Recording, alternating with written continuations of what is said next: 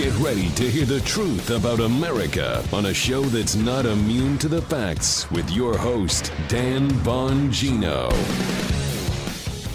You know, folks are doing it again, and I'm tired of it. I'm tired of being tired of it.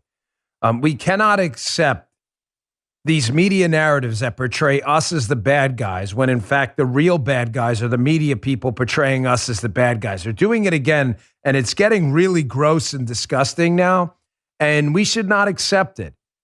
They're trying to insinuate now, the left, and I'm going to get to this in the opening segment today, that we're somehow the Republican Party destroying norms and responsible for the dismantling of the constitutional republic. That is colossal BS.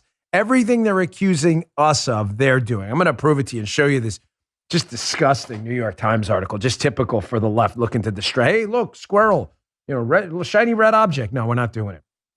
We're not doing it. Today's show brought to you by ExpressVPN. Don't let big tech spy on you online. Get a VPN today. Go to expressvpn.com/Bongino. Don't wait. Welcome to the Dan Bongino Show. Let's get right to it. I'm going to produce evidence, too, that everything they're accusing us of, they're doing. Also, another article by the Washington Post proving my point from the other day. I wish I was wrong. The Democrats are getting really worried about the optics of what they're up to with Mark Meadows and the arrests. Turns out hauling people out in a chain gang like the old Soviets doesn't really look good.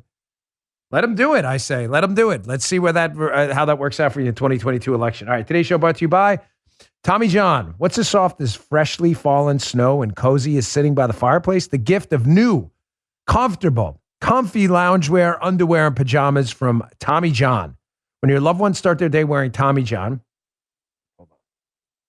like me, Tommy John, want to make sure it's the red and blacks today, they're that much more comfortable. I'm not kidding. So they can do everything better. Tommy John Loungewear's luxuriously soft tri-blend and micromodal fabrics mean four-way stretch and no lint balls or fuzz. With over 17 million pairs sold, I bought a lot of those. Giving the gift to Tommy John underwear and loungewear has become a holiday tradition for families all across the country. 97% of women and men love getting a gift from Tommy John. That's why Tommy John doesn't have customers. They have fanatics. I've been wearing them for a long time. Super comfortable. Returns and exchanges are free, and they look good too. Returns and exchanges are free. It's all backed by Tommy John's best pair you ever wear. It's free guarantee. Get $20 off site-wide right now at TommyJohn.com/Dan. That's TommyJohn.com/Dan for $20 off. Order by December 21st to get it in time for Christmas.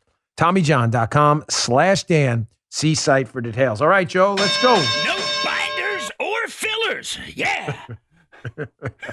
So we got some more of that coming up next with the meat conglomerates too. Speaking of that, yeah, it's going to be interesting. You saw that? Yeah, that's a good one. So they're doing it again, and as I said, I'm not tired of it. I'm tired of being tired of it.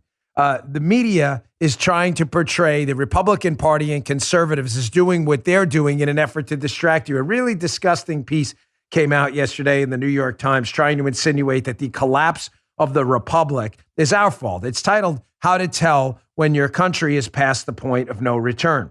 Well, if we are past the point of no return, we're at the point of no return or past it because of you and your declining credibility. I want you to think for a moment about all of the things as a matter of fact, not opinion. As a matter of fact, the Democrats and their media ass kissers have been up to in the past few years, right? We know they colluded with foreign agents. We know that, right? Christopher Steele was, in fact, a foreign agent for the British government. He had retired at the time, but he was a foreign agent. We know they colluded with him, right? We know they colluded with him to interfere in the 2016 election. We know those are facts. Those are facts, however uncomfortable for the left-wing media. That happened. So Democrats are colluders and Democrats interfere in elections. That we know.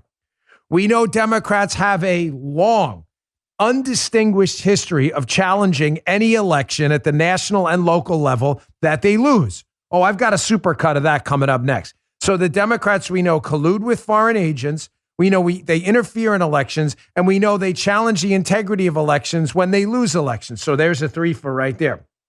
We know the Democrats have a long history of advocating for, in some cases, and in many cases, apologizing for street violence and allowing it to happen. Political violence, too. That's a fact. Video coming up next. Receipts always attached, folks. We know the Democrats also have a history of questioning the vaccine. Why do I bring that up? Because if you dare question the vaccine, you're an anti-vaxxer or some ridiculous conspiracy theorist, right? Which is strange. Because again, there's a long history of Democrats when Donald Trump was in charge questioning the vaccine, yet they accuse you of doing the same thing. Kind of weird, right? Again, that's a matter of fact. Fact. The fact checkers say, oh, no, they weren't questioning the vaccine. They were questioning Donald Trump. Bull. Go back and watch what they were saying. I trust science. I don't trust Donald Trump. What were they talking about? They're talking about the vaccine. Democrats have a history of violating rules and norms. Elizabeth Warren's already talking now about packing the Supreme Court because she doesn't like decisions from the Supreme Court on abortion that haven't even happened yet. One of them, the Texas one, but that was more about procedure. Also, we know the Democrats have been ignoring protocol, rules, and, quote, norms forever. Listen, this may sound like a wonky story. I'll sum it up quickly. But it's a very disturbing story. There is the FDIC chairman. They have a procedure for putting out new rules. One of the Biden appointees who's running the CFPB, Consumer Financial Protection Bureau, has basically given the double-barreled, family-friendly middle finger to the FDIC and said, we're not doing that old process anymore. I'm taking over the FDIC, and here's what I'm going to do. Don't listen. I know you're like, oh, that's a really wonky, weird shit. No. Believe me, in D.C., it's raising a lot of alarm bells. The guy has just hijacked the FDIC because he wants to supervise bank mergers. The Democrats are doing this. I say screw them. We're going to call them out. Here, from the New York Times piece. Notice how, now that I just showed to you the facts, and I'll provide the receipts in a moment. Notice how the Democrats, their media ass kissers, now have to accuse us of everything they did. Here, from the New York Times piece. They're citing a couple others in the piece as well. They say, talking about Republicans, they're much less likely to be thinking about the health of basic pillars of democracy.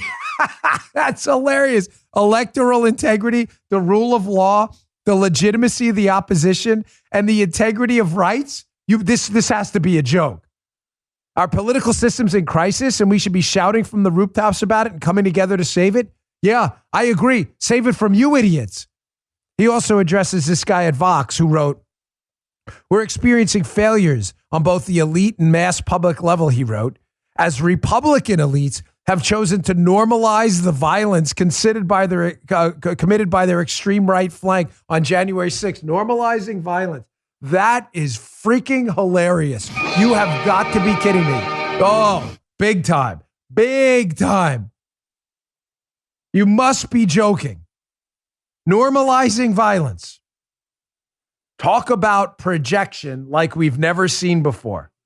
Here, you need evidence? You should. I always produce the backup evidence. I will never leave you hanging out there. The evidence, ladies and gentlemen, is everywhere.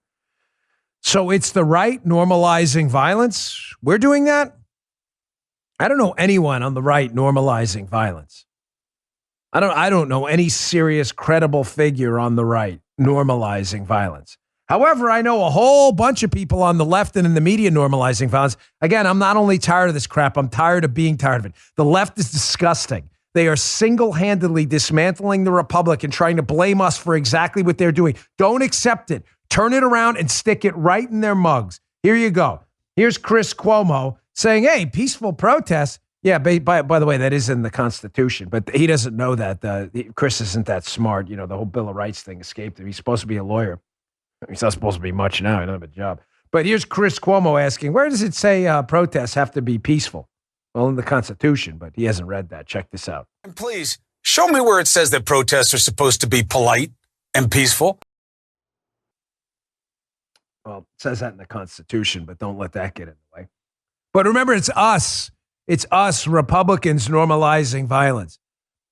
You ever heard me say that, by the way?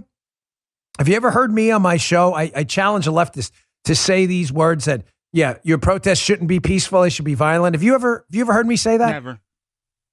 Yeah, I know you. Yeah, thank you. You've been with me from episode 1. I never said that.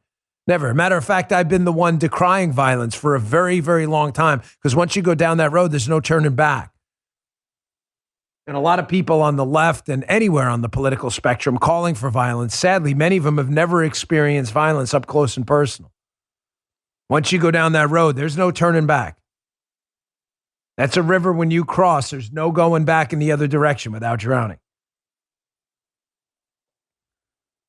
We're the ones questioning elections and questioning process. You sure about that?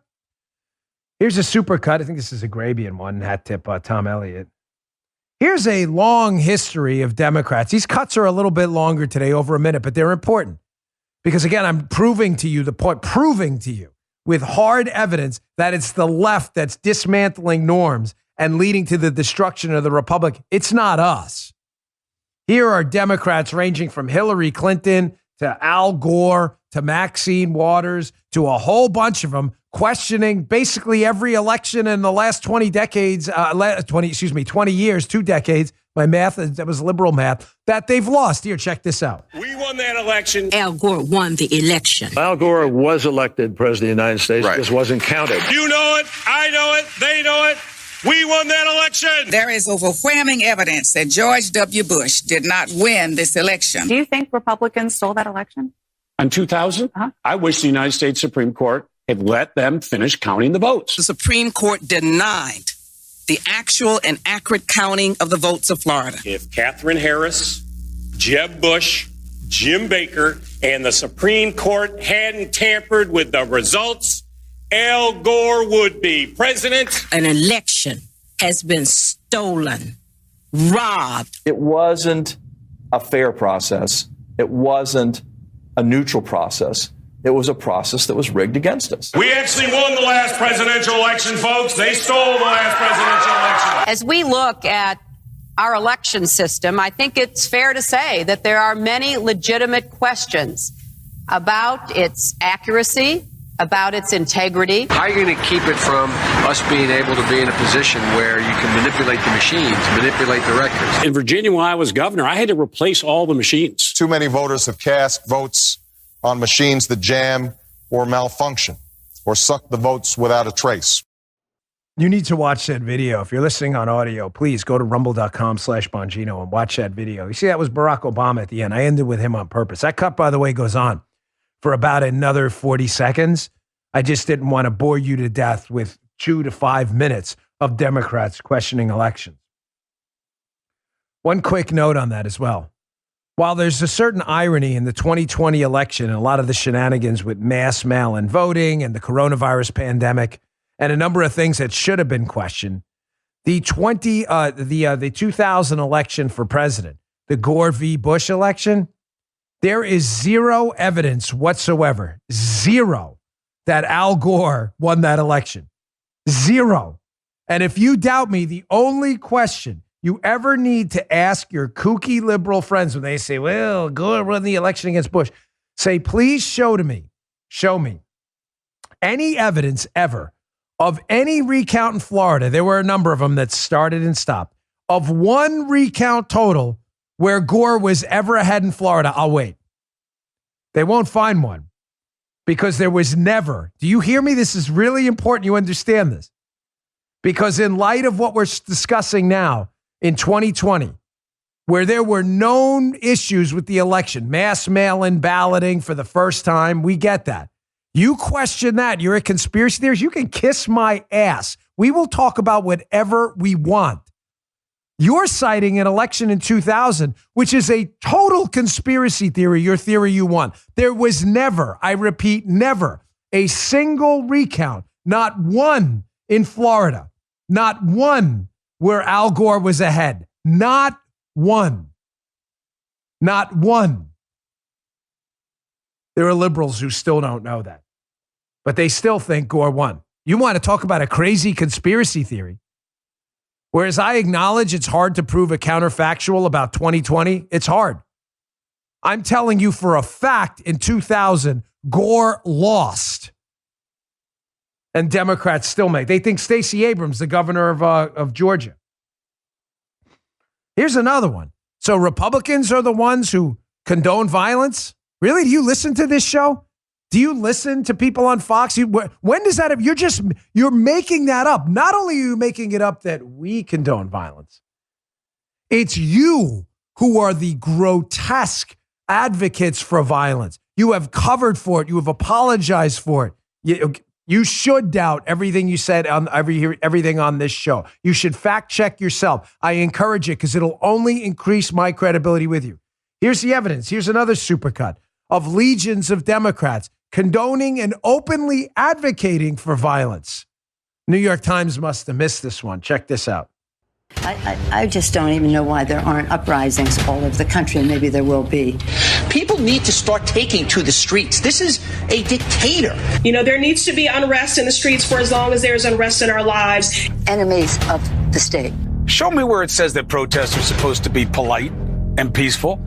Do something about your dad's immigration practices, you feckless. When they go low, we kick them. How do you resist the temptation to run up and wring her neck? The biggest terror threat in this country is white men, most of them radicalized to the right. I thought he should have punched him in the face. I said, even if you lost, he insulted your wife. Yes. He came down the escalator and called Mexicans rapists and murderers. He said, well, what do you think I should have done? I said, I think you should have punched him in the face and then gotten out of the race. You would have been a hero.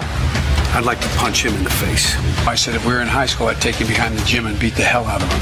Punch some people in the face! When was the last time an actor assassinated a president? They're still going to have to go out and put a bullet in Donald Trump, and that's a fact. Look as his character is stabbed to death. Where is John Wilkes Booth when you need him? This way. That's it right there. Pull it up. I have thought an awful lot about blowing up the White House. A Missouri state senator is under investigation by the Secret Service after saying she hopes President Trump is assassinated. I will go and take Trump out tonight. And if you see anybody from that cabinet in a restaurant, in a department store, at a gasoline station, you get out and you create a crowd. And you push back on them. And you tell them they're not welcome anymore, anywhere. And sadly, the domestic enemies to our voting system and our honoring our Constitution are right at 1600 Pennsylvania Avenue. They're not going to stop before Election Day in November, and they're not going to stop after Election Day. And that should be, everyone should take note of that on both levels, that this isn't, they're not going to let up, and they should not. Want to know why? The New York Times is saying the country's reaching the point of no return. Maybe you should ask the Democrats. I mean, the evidence is right in front of your face. And just quickly before I move on, you know, Bret Stephens had an op-ed, and I think it was the New York Times. She's a big never Trumper, but claims to be a Republican, whatever. But Bret Stephens brought up a good point that Joe Biden is finished. Joe Biden is finished, and Joe Biden should announce right now that he is not running for office again. Ladies and gentlemen, this guy, you talk about being beyond the point of no return. This presidency is over. It is over. The man has lost all credibility with the American people. It is over. They are the party that caused us to reach the point of no return, and the evidence is right there in front of you. All right, let me move on. Excuse me. Let me get to my second sponsor. I want to get to this story because I had warned you a couple of days ago that the Democrats were going to realize soon that their threats to arrest and jail everyone who didn't cooperate with their unconstitutional, immoral, unethical, disgusting, tyrannical January 6th committee. There's nothing to do with January 6th at all. That they were going to find themselves in a real problem. You really want to be walking people out in handcuffs like the Soviet Union, putting people in jail who are trying to cooperate with you? I got an article backing up my point right now. Hey, the holidays are coming up. We're an Omaha Steaks household. There's nothing better than firing up that grill on a nice chilly day, going outside. It's nice and warm. You see the smoke coming off. And you know what you slap on that grill? Some Omaha Steaks burgers, some Omaha steaks, their filet mignons, the bacon wrap filet mignons, absolutely delicious. Follow it up with one of their great desserts. The holidays are here. Finding the perfect gift is tricky. Omaha Steaks makes it super easy for you to send friends and family an unforgettable gift, guaranteed to be loved. Go to omahasteaks.com, enter Bongino in the search bar, and you'll save over 50% when you order the perfect gift package and order it today. For $99.99, you'll get the delicious butcher's cut top sirloins, chicken breasts, sides, desserts, and so much more. When you use code Bongino, you'll not only save over 50%, You'll also get an additional 8 Omaha Steaks burgers free with your order. Order the perfect gift package today at omahasteaks.com. Don't forget, you'll get 8 free burgers when entering the code Bongino in the search bar. And if you're a new customer ordering for the first time, enter Bongino, Bongino, at checkout to get $20 off select packages. Achieve gifting greatness. Be a legend today with Omaha Steaks. Incredible flavor, incredible value, and 100% guaranteed. Big fans in the Bongino household. That's omahasteaks.com. Keyword Bongino. omahasteaks.com. Keyword Bongino. Excuse me. Okay. I promise I'm on the last rows of this thing. So I had warned you over the last few shows that the Democrats were going to have an issue. They are trying to coerce and intimidate people into cooperating with this January 6th committee that is not interested in January 6th at all, but is interested in the 2022 midterm elections. It's like a super PAC to get more Democrats elected. So a number of people, including Steve Bannon and Mark Meadows, when they figured out what was going on and that these congressional subpoenas they're issuing have no legislative intent at all, and that they're trying to usurp the powers of law enforcement, which Congress does not have, Meadows and Bannon said, we're not cooperating.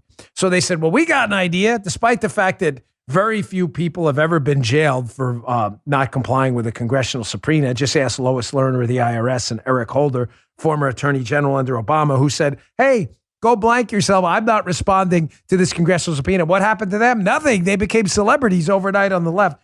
But they decided now it would be a good idea.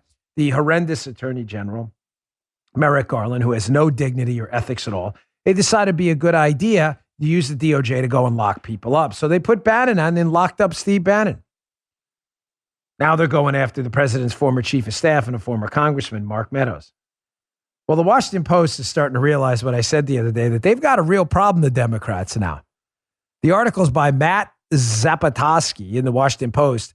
Meadows' referral creates new legal and political challenges for Garland and the DOJ. You know, if the left only watched this show, they would have known this far in advance. What did I tell you the other day? There's no end game here. More and more people are going to start ignoring these subpoenas as they realize they are unconstitutional, unethical, and immoral. And this has nothing to do with January 6th. And what are they going to do? They're going to put everyone in jail? Those pictures are going to look great before an election. So here's what the Washington Post had to say about it. This is the classic dilemma someone finds himself in when they do, and they have a choice between bad and worse. The Post says if prosecutors charge Meadows for failing to comply with the subpoena from the committee investigating the January 6th breach of the Capitol, they could risk undermining the ability of the executive branch to keep officials' discussions private. More on that in a second, including in future administrations. They could also face Republican allegations that they're abandoning precedent to unfairly target a political foe. The verdict is in. The Dan Bongino Show called it again. Yep. Did I not? Here's the problem they have now, folks. Now that they decided to use a heavy hand and practice Gestapo-like tactics, right? We're going to lock you up. You don't testify in front of us. Despite no precedent for locking people up in the past for ignoring congressional subpoenas, right? On one hand, if they let Meadows and Bannon ignore the subpoena, everyone else is going to ignore the subpoena too.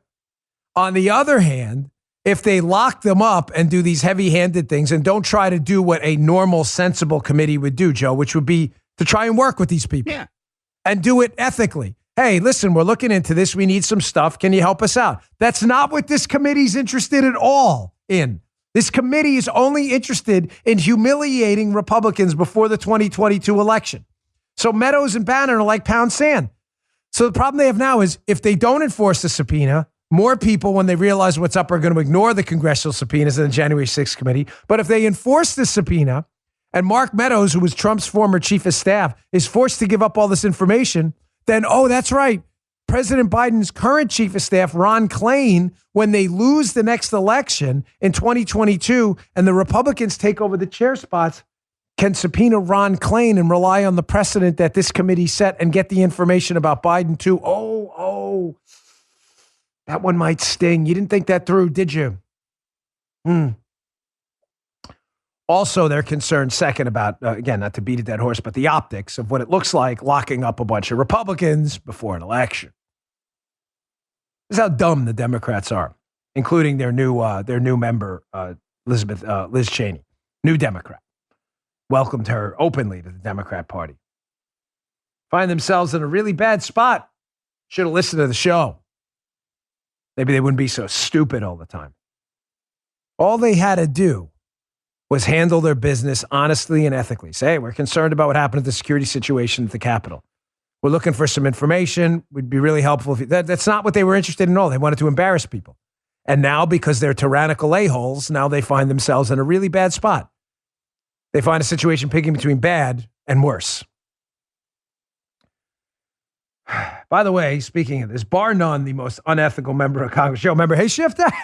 Remember we had the Hey Shifty shirts? Shifty, we haven't brought up Shifty in a while. Adam Schiff, one of the biggest sleazeball in Congress, bar none. And I mean it, the most unethical member of Congress. There are dumber members of Congress. There are members of Congress who are more power hungry, but there is not a more unethical member of Congress who has zero attachment to ethics at all than Adam Schiff. The man is widely acknowledged. Ask any member of Congress with a beer in them who the most unethical member of Congress is. And 99% of them will tell you by far Adam Schiff. Adam Schiff got caught again. I mean, how many times is this guy going to get busted lying? Lying about the whistleblower contacts, lying about the Schiff memo during collusion, lying about the transcript, lying about the text. He got caught again. Here's video of Adam Schiff at this January 6th commission the other day. He claims to be reading a text from Jim Jordan to Mark Meadows, which he implies is demanding that Mike Pence not support the electors in the certification, right? Just listen to Schiff talk about it and listen to him read the text as if it's a word-for-word text. It says lawmaker to Mark Meadows. The lawmaker is Jim Jordan. But I want you to listen to this because he got busted lying yet again. Check this out. We could cue the first graphic. This one reads, on January 6, 2021, Vice President Mike Pence, as President of the Senate, should call out all electoral votes that he believes are unconstitutional as no electoral votes at all. You can see why this is so critical to ask Mr. Meadows about a lawmaker suggesting that the former vice president simply throw out votes that he unilaterally deems unconstitutional in order to overturn a presidential election and subvert the will of the American people. Well, what's the problem with that text he's reading? Well, it's Adam Schiff. Problem is, that's not the text. Problem is, he inserted punctuation. He deleted things to make it seem like one continuous thought from Jim Jordan to Mark Meadows talking about what Mike Pence should do. But that's not what that was. So what really happened in the text? Well, if you want to read the whole story, because it's very detailed, it's in the Federalist, an article by the great Sean Davis. You can read it also. I have the article linked at bongino.com/newsletter. You can follow my newsletter. I will send you these articles every day.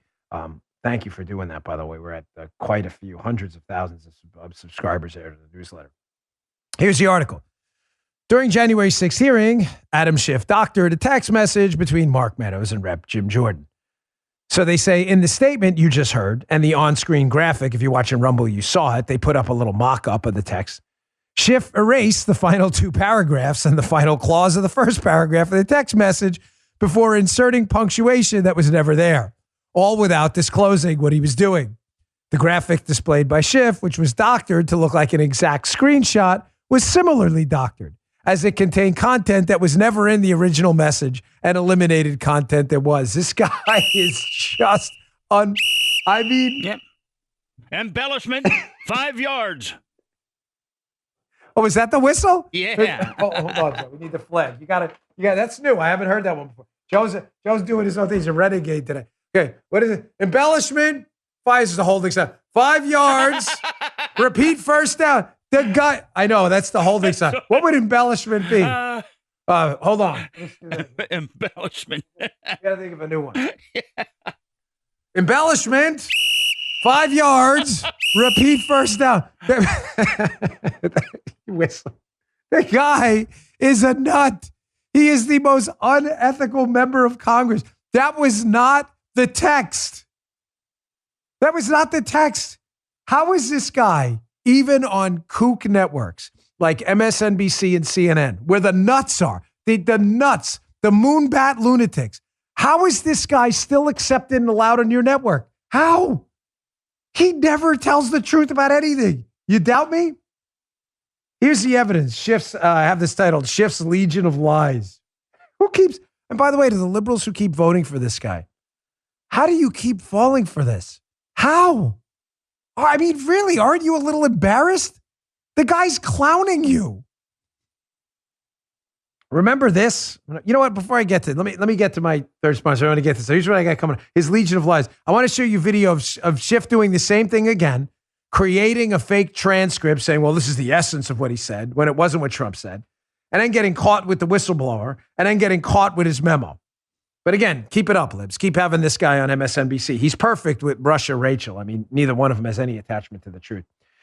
Hey, you ever wonder why websites have terms and conditions that are so long and intentionally hard to read? It's because they don't want you to read them. Because if you do, you'll find buried deep in all the fine print that by clicking yes, you're giving them permission to sell all of your personal info. It's also true for email services. Free email services are data hoarders. Start Mail, like start, finish. Start Mail keeps my email private, period. I warned you about email yesterday. They're looking into this stuff. They want to start censoring email. Every email can be encrypted, even if the recipient doesn't use encryption. That's why you need Start Mail. When you delete an email in Start Mail, it's gone forever. Switching to Start Mail is seamless too. Protect yourself against these people who want to spy on your email. You can easily transfer all your current email data, so there's no starting from scratch. Start Mail is also backed by the most stringent privacy laws in the world. You get unlimited anonymous aliases. The feature protects your main email address from spam and phishing attacks. Folks, I warned you yesterday, emails are next target. Get Start Mail, you'll be safe. Your cybersecurity's never been more at risk. Email snoops and scammers are taking advantage of the pandemic, and phishing scams have skyrocketed in the last year. Take control of your privacy today with Start Mail. That's start with a T, like start, finish, before it's too late. Gift the ones you love the gift of privacy this holiday with Start Mail. Take advantage of their holiday special with a 50% off your first year. Go to startmail.com/Bongino for 50% off your first year. That's Startmail with a T. START. Startmail.com/Bongino for 50% off your first year. Startmail.com/Bongino. Do it today before it's too late. Email's next. I warned you. Thanks, Startmail. Okay, getting back to it. Remember the fake impeachment hearing? Here was Adam Schiff. He gets up there at the impeachment hearing. Remember the phone call with Zelensky, the Ukrainian president? So Schiff gets up there and he says, hey, I'm going to read the essence of what the transcript of the call was. The essence? Keep in mind, I want you to know what he's reading here is a total, complete fabrication and is entirely made up. This is none of this is in the phone call between Donald Trump and Zelensky. But in order to get around fabricating it and just outright lying, he goes, oh, no, I was trying to get to what the essence of what they said. Although it's not at all what they said. Here, check this out. The essence of what the president communicates. We've been very good to your country, very good. No other country has done as much as we have. But you know what? I don't see much reciprocity here. I hear what you want. I have a favor I want from you, though. And I'm going to say this only 7 times, so you better listen good. I want you to make up dirt on my political opponent, understand lots of it. On this and on that, I'm going to put you in touch with people, and not just any people. I'm going to put you in touch with Attorney General of the United States, my Attorney General, Bill Barr.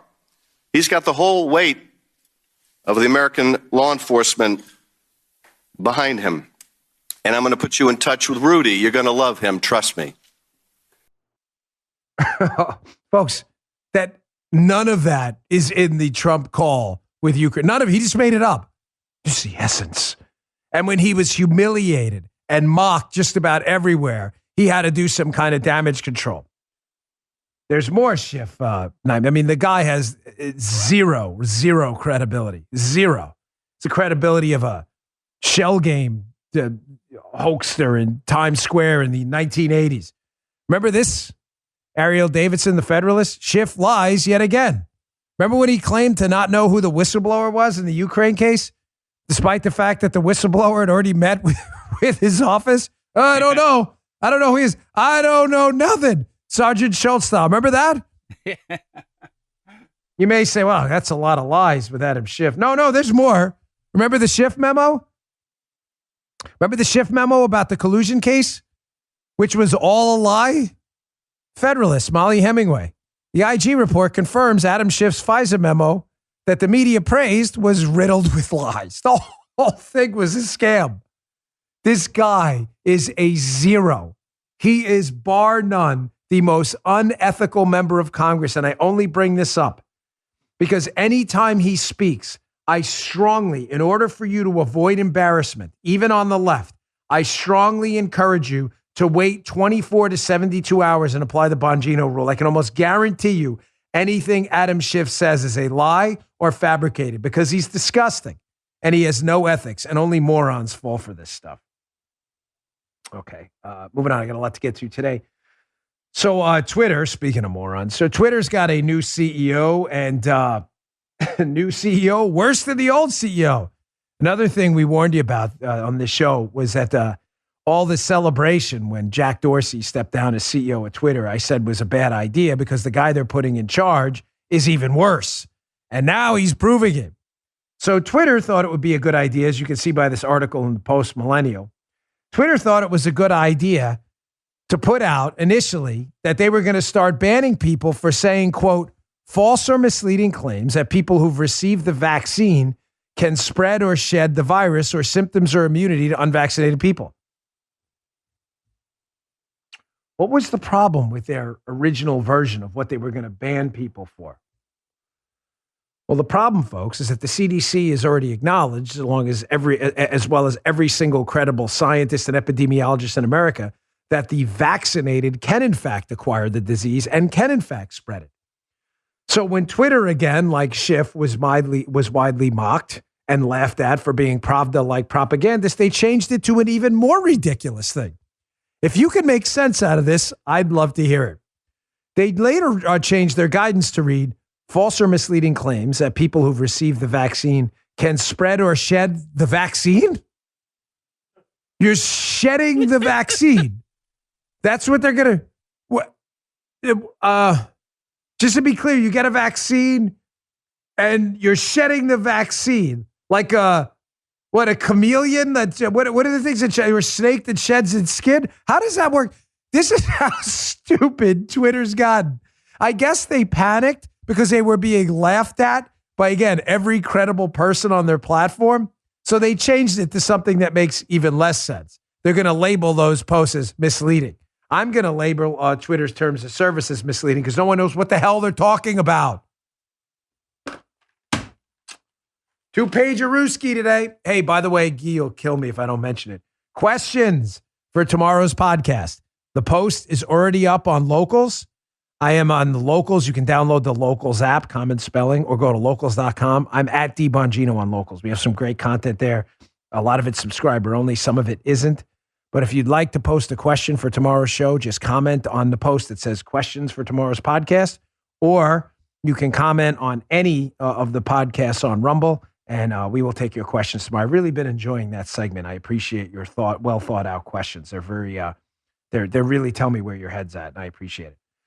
Okay, moving on. So the Media Research Center put out their list. This is the time of the year. Joe, you've been in radio a long time. Yeah. The end of the year is the time for what? Listicles, right? Lists. Yes, Everybody's got a list.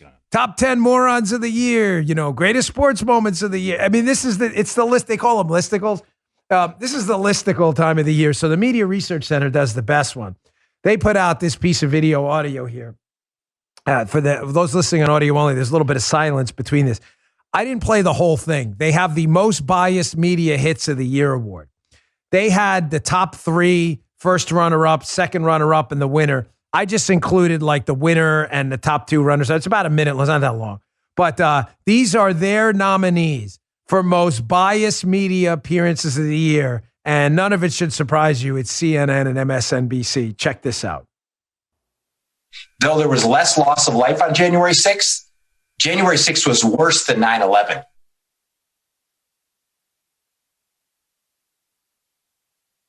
those lights that are just shooting out from the Lincoln Memorial along the reflecting pool, it's like almost extensions of Joe Biden's arms embracing America. It was a moment where the new president came to town and sort of convened the country in this moment of remembrance, outstretching his arms.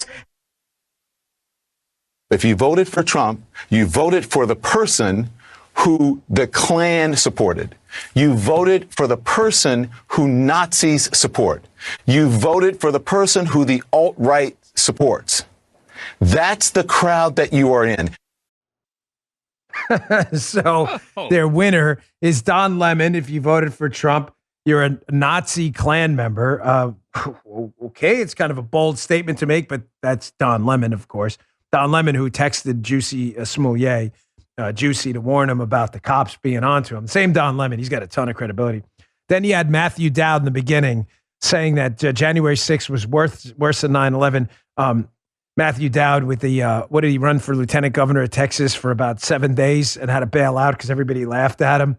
And then we had the thing in the middle, CNN, suggesting that these points of light were like Joe Biden taking over the world as a godlike messianic figure. There's light everywhere. There's light. I mean, good job. If you want to watch the whole thing, the Media Research Center, it's an extended cut. They have a third place finisher in Joy Reid. It's pretty good. But this is the time of the year for listicles and, appropriate to put that out, the Most Biased Awards. All right, moving on to a very serious topic.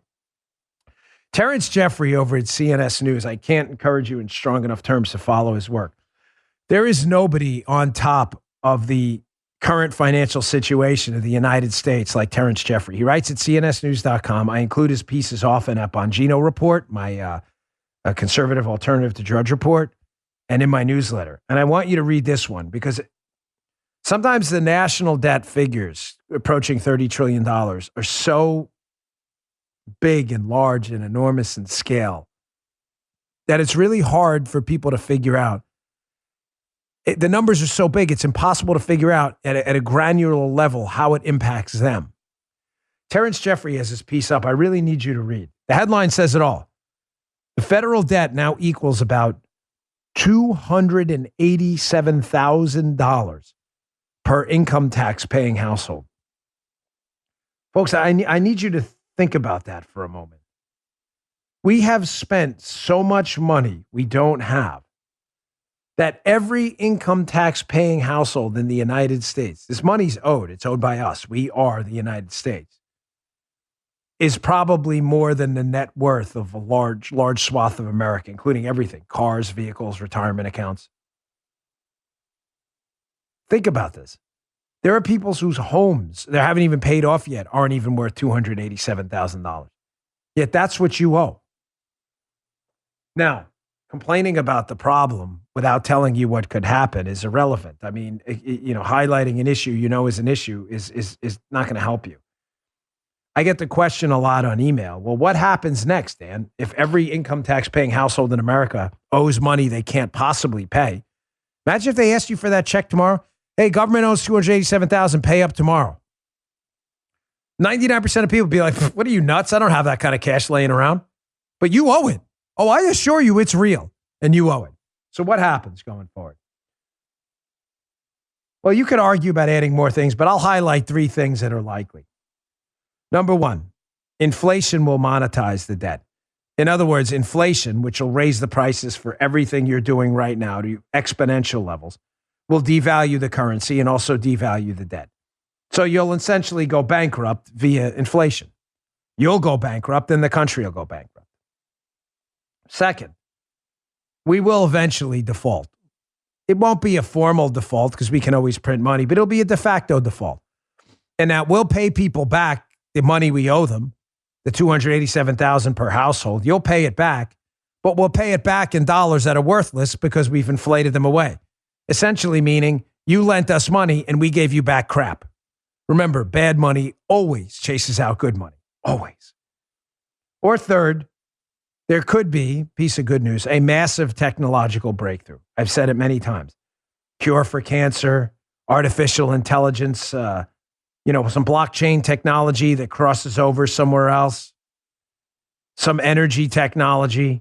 that could lead to a massive productivity boom that would make the United States more able to pay it off. And with some basic spending controls, we could find ourselves in a not so bad place. It's a possibility. It's a long shot, but it still is. The problem is we'd have to get some spending controls too and some productivity enhancements, and we're not doing any of it. But I don't see any other way out of it, folks. None. We're in really bad shape.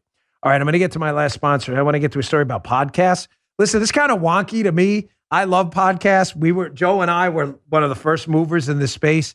There was Corolla, then there was Ben Shapiro and Crowder, and then there was us. I mean, there were almost no conservative podcasts around. Not a lot of them. We got started. So I want to put this article up for you, showing you how podcasts are now taking over everywhere. And I want to tell you what it means, because it means something for the content production space business. Hey, by now you've all heard me talk about MyPillow. Mike has done it again, introducing his new My Slippers. Wait. Hold on, folks. I'm not going anywhere. Yeah. These are mine. I had to show you my slippers. Got so much stuff. These are my slippers. You can see they're worn in pretty good, nice and cozy on the inside. Mike's taken over 2 years to develop My Slippers. They're designed to wear indoor, outdoor. You see that sole? All day long. Super comfortable. Look, you feel it. They're made with MyPillow foam and impact gel to help you prevent fatigue, and they're made with quality leather suede. They're good looking too. For a limited time, Mike is offering 50% off his new My Slippers. You're never going to take these bad boys off. They're so comfortable, you'll want to get some for the whole family. Go today. Go to mypillow.com. There's a radio listener square on the website. Click on that and use promo code Dan at checkout. Or you can call 800-951-7163. Tell them Dan sent you. You'll also get deep discounts on all the MyPillow products. The Giza Dream bed sheets, the MyPillow mattress topper, and MyPillow towel sets. That's mypillow.com. Enter code Dan or call 800-951-7163 and tell them Dan sent you. That's 800-951-7163. These deals won't last forever, so call now. Thanks, Mike and MyPillow. Okay, this is an interesting article. I hope you find it as fascinating as I did, because it talks about not just podcast, like, your podcast, schmodcast. I'm listening to your podcast. Why do I need to know the technicalities behind it? Because it's not about podcasts. It's about the fragmentation of the media market and the disappearance of the middleman. I'll get to that in a second. This article will be in my newsletter today. It's by Media Post, Tony Silber. It's called Engagement with Podcasts Increases and Continues to Grow. It talks about how more than half of listeners are increasing their podcast time of consuming podcasts. And not only that, they found that 52% increased the time listening, and consumption of podcasts has increased more than most other media in the past 6 months, especially when compared to other audio-based media. In other words, folks, podcast consumers now are listening more, and their listening more is taking away from other mediums, radio, TV, and elsewhere. Now, why does this matter? I never talk about stories I don't have some color to add to. Well, having been one of the originals in the podcast space and proud to have been one, it speaks to the power and business of Porter's 5 forces. You know Porter's 5 forces? One is to be a first mover. If you're ever in business, you want to be a first mover. You want to think of the idea first. You want to move first. It's very hard to overcome the power of a first mover. The Adam Carollas and the Ben Shapiros who started early, they got the audience when the consumers didn't have a lot of choices. You want to be a first mover. That's number one. So there's a business lesson here. You know, if there's only 3 or 4 choices, you want to be one of those 3 or 4 choices. Do you want to be one of 3 or 4 choices or one of 20 choices? You want to be one of 3 or 4. Be a first mover always. Second, this growth in podcasting is empowering individual creators, people like me, like Crowder, like Shapiro. It's empowering us, and it's enabling us to dump the middlemen. Ladies and gentlemen, in the past, I have a radio show, I have a TV show, but candidly, 25, 30 years ago, and Joe, you'd be a valuable asset. Joe's been in the radio business almost as long as I've been alive. Like Joe, well, not that long, but a long time. Trust me, the terrestrial radio business. In the past, before Joe and I started podcasts, so he's seen it all. In the past, you could probably attest to this. If you wanted to reach a mass audience, you had to either have Rush Limbaugh's show or Levin or Hannity, or you had to be on the nightly news, or you had to have a cable news show. Yeah. That was really it. Otherwise, it was like local radio, and that was it. But I mean, that was the environment, correct? Yeah. You had a middleman, in other words. You could buy the time. Middlemen were... Yeah, and you'd buy time from the middlemen. Exactly. Yeah. Exactly. The middlemen were what we would call like program directors. and EPs and executive producers who would, make you a guest on a show or whatever. Folks, the middlemen, the power of the middlemen is now almost completely gone. You have people like Joe Rogan, Tim Pool, Steven Crowder, me, Ben Shapiro, who our collective audiences are larger than cable news channels. Believe me when I tell you, which again, Joe and Geek are both vouch. There's no middleman here. The show is me, Joe, Guy, Justin, and Paula. That's the show. There's no middleman. There's no one telling us what to do. Nothing. Decreasing the power of the middleman is a big deal. You're going to see more Tim Pools and Crowders and Shapiros. But here's the but. Kind of on my first topic here. I hope I'm not boring you to death with this. I just find this fascinating. It's going to make getting noticed in the future more expensive for individuals. Meaning you'll have a shot you didn't have in the past because you weren't going to get the nightly news and you're not going to get Rush Limbaugh's show in the past. You had to go through the middleman and not firing Limbaugh, God rest his soul, for us. He was the best, okay? The problem is, even though you have access to the podcast market, anyone can put a podcast on iTunes or Spotify, anyone. The problem, and I've had this conversation with a number of friends in the space, is getting noticed now that there are quite literally tens of thousands of podcasts per year popping onto the market. And at a minimum, thousands of conservative and liberty-based podcasts. I've said to even friends of mine who have huge followings, and they can vouch for me here. I said, Guy, Joey Bag of Donuts, I know you got 2 million Twitter followers or 5 million Facebook. I said, I'm telling you, this is a tough business to crack into. It's tough. People have limited space on their podcast shelf. It's a tough bit. You're going to have to spend millions in ad revenue. That's the only downside.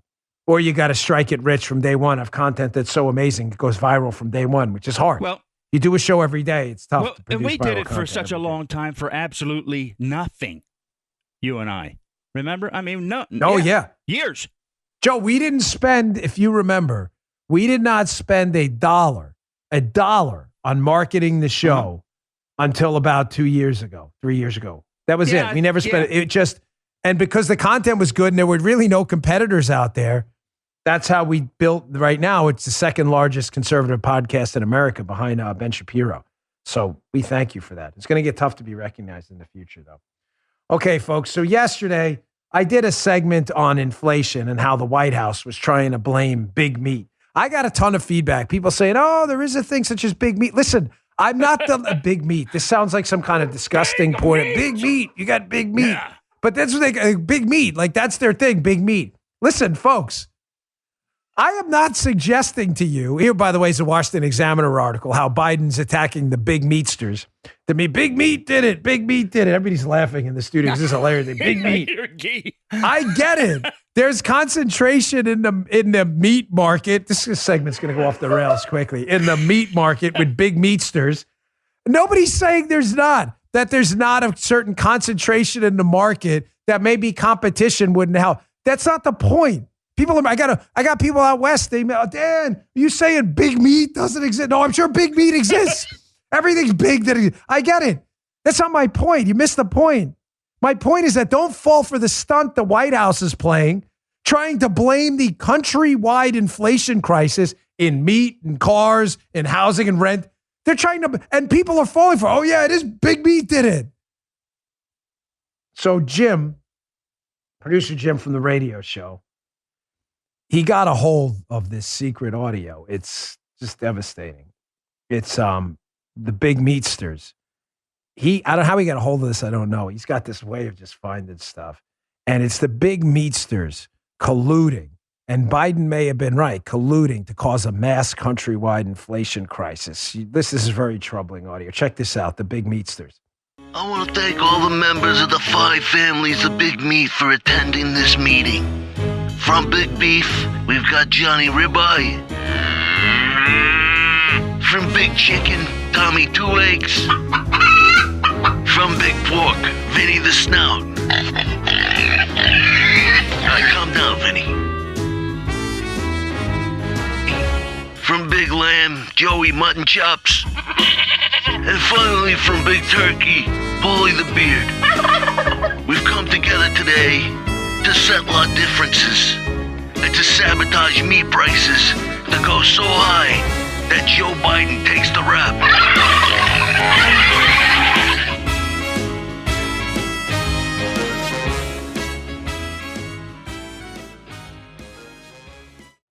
I take back what I said. Obviously, Biden had this evidence as well of the big meatsters in the meat market, talking about the big meat colluding effort. So, Biden, we apologize to Jen Psaki. They must have that video too. Very troubling stuff about big meat. Of course, big meat. Is big meat causing the $3,500 more per household that people are going to pay next year due to inflation? Yeah, I doubt it. My point, folks, is not to deny there's a market concentration issue and that competition is a good thing. It should be. That's not what I was saying. Don't misinterpret it. What I was saying, and we're doing through humor here, is don't fall for the trick here. They know that there is some concentration in the meat market and these big four producers existed, but they've existed for decades now. The inflation crisis now clearly isn't due to just that, and it's a distraction mechanism. Don't fall for it. Biden just doesn't want to take the blame for what he did. All right, thanks for tuning in. Don't forget your questions for tomorrow's show. Also, please set your DVR for my show Unfiltered on Fox, Saturday night at 10. I've got a very positive opening monologue. I've been doing a lot of dour opening monologues. I've got a positive one that'll make you feel good. It covers some negative stories, but I take the silver lining at them. I think you're going to want to see it. Saturday night, 10 p.m. Eastern time. Set your DVR Unfiltered on Fox News. I appreciate it. I'll see you all on the radio later. You just heard the Dan Bond